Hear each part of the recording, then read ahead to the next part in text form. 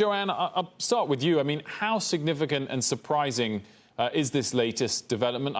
18 accounts, is that something to be shocked by, or is that kind of par for the course in 2020? So this is something that intelligence agencies have been warning us for months and months and months. So the 18 is probably the tip of the iceberg. I think what we're seeing here is the social media platforms are truly ill-prepared for this election. They're still fighting the last war from 2016. So they were able to identify these Russian bad actors, and they said they were able to identify them early. But at the same time, you know, all of the bad actors are getting much more sophisticated. And it's not just the Russians. We also have other countries that are interfering. But I think even more damaging, perhaps, could be homegrown conspiracy theorists, trolls. They are simply ill-prepared to handle the threats that are coming in to the election. They don't even know how to handle the president of the United States when he spreads conspiracy theories or falsehoods. That said, Joanne, whose fault is that? Because clearly we've had 4 years with everyone being quite aware of the potential risks and no new legislation or regulations to make it clear to the likes of Twitter and Facebook exactly when they should or shouldn't act. And that's led to all sorts of problems, as we well know, over the last year about being criticized if they do act to take something down. It's an absolutely great point. This is not on the heads of one individual, one company. We need a concerted effort as a country, which we have not had, with a divided Congress. We've not been able to get there.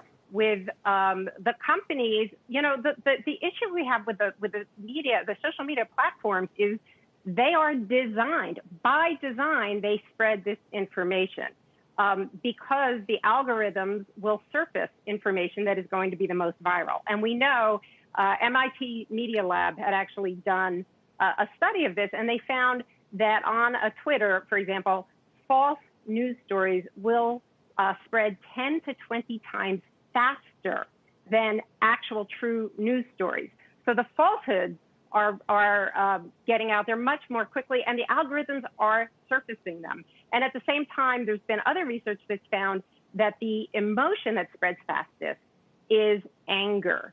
And so these trolls and the misinformation is sort of custom built to take advantage of the business model of Facebook and Twitter and the others.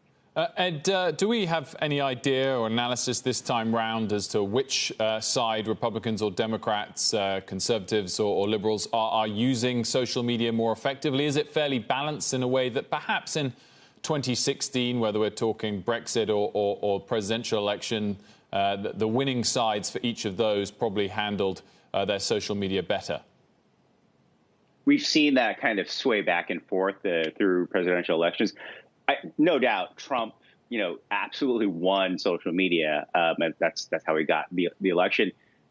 His campaign has actually continued that push and are still, in a lot of ways, much more sophisticated in exploiting whether it's Facebook or Twitter or other digital avenues. They also sort of bought the splash page of YouTube when the DNC convention was going. It was very, very targeted. It's very specific. It was very savvy in a lot of ways. So they're definitely winning. I think at the same time, you know, Joanne made a great point earlier. It's not just about, you know, Facebook seeking out these Russian trolls, because the way they framed that, they were like, we got a lot better at it. You know, we found these guys before they proliferated too quickly like they did in 2016. But really, the issue isn't just them. It's homegrown terrorists as well. I mean, QAnon has been this conspiracy theory that's found great sort of, you know, audience on Facebook and others. And what are you doing about them, and how is Facebook handling them? It's still not clear. They've taken down a bunch of those pages, but you get the sense there's a lot more, that it's, again, just the tip of the iceberg there. So it's you're solving one problem, but, you know, the deeper systemic issue just sort of is everywhere else.